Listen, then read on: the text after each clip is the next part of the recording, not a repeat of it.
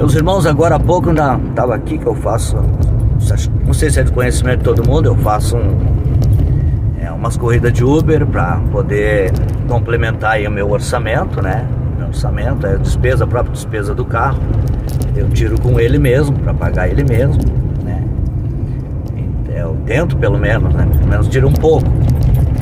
E a gente pega e conversa com bastante pessoas, né? Agora mesmo peguei um rapaz, muita gente boa, rapaz, uma pessoa boa, cristão. Aí nós entramos no assunto da igreja, né? No assunto da igreja. E aí ele, claro, já tem uma outra ideia do evangelho, o evangelho de hoje, o evangelho moderno, esse evangelho moderno que hoje está sendo vivido. E aí nós ficamos assim, né? Só falando sobre a questão. Eu expliquei para ele, dizendo para ele, que tipo de cruz? A Bíblia diz, Jesus diz, quem não toma a sua cruz e não segue após mim, não é digno de mim. A cruz. Quando nós vimos, por exemplo, o que nós podemos definir nessa terminologia de carregar cruz? Carregar cruz é carregar peso. Peso. A cruz era pesada, né? Carregar peso.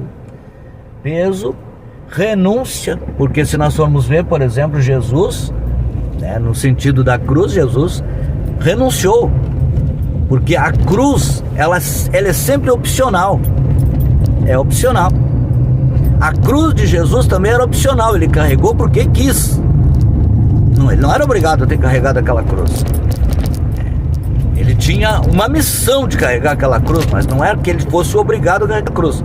A cruz é opcional. Assim como a minha cruz que eu carrego também é opcional. Assim como a cruz que você carrega também é opcional. Você pode simplesmente dizer assim, não quero mais carregar a cruz. Vai ali para a igreja ali que tem time de futebol. Vai para a igreja que pode tomar cerveja, que pode vestir a roupa que bem entende, que pode viver conforme o mundo. Você pode. A cruz é opcional. É opcional, assim como a de Jesus também era opcional. Só que eu fico pensando, Jesus diz, quem não carrega a sua cruz e não vem após mim, não é digno de mim.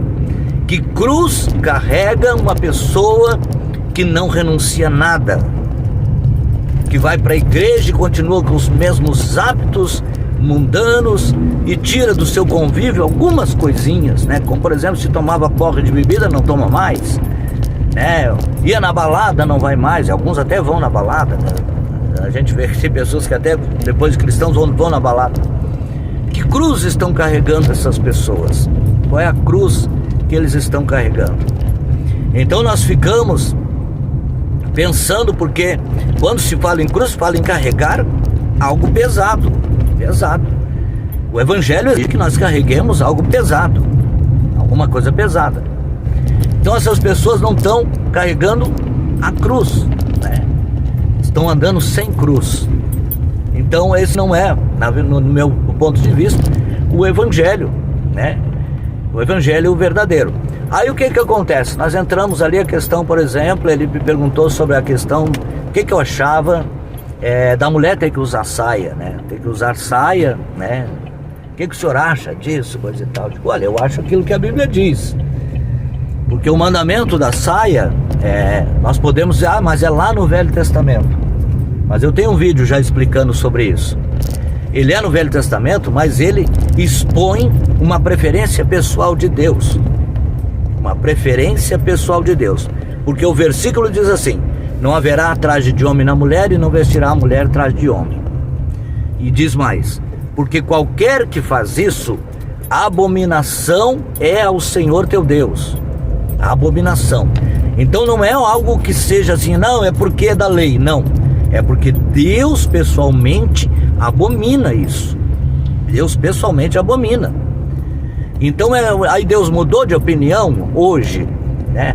Mas qual seria então a veste do homem, a veste da mulher? Entramos em um banheiro de rodoviária. Na cultura brasileira, porque a Bíblia respeita as culturas.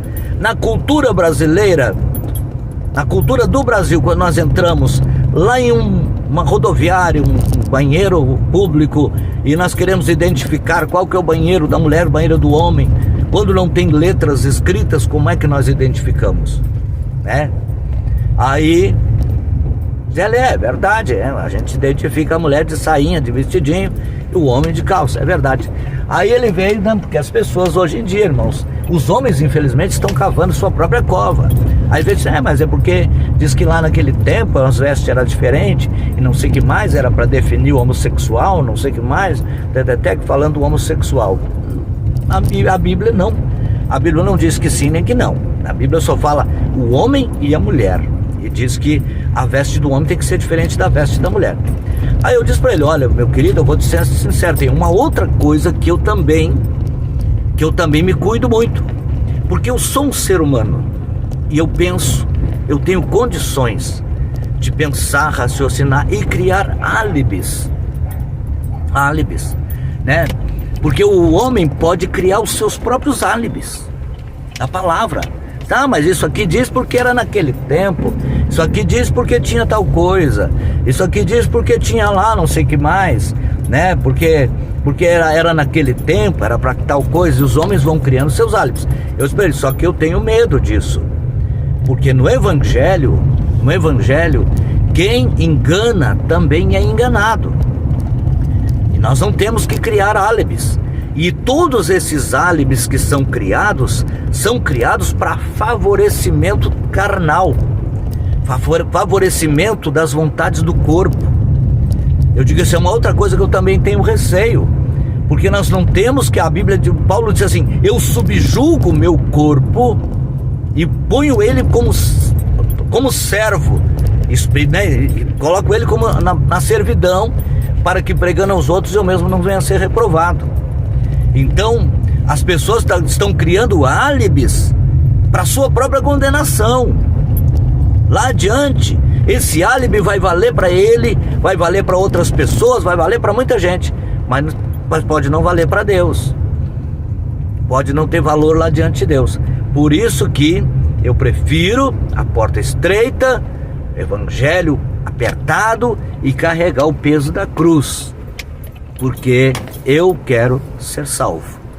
Eu quero a salvação. Eu não quero ser um cristão e depois partir daqui sem a salvação eterna para o lago de fogo. Que Deus abençoe a todos em nome de Jesus. Que nós possamos escolher o caminho certo para nós não errar essa entrada no céu, porque depois não haverá uma segunda chance. Deus abençoe a todos em nome de Jesus.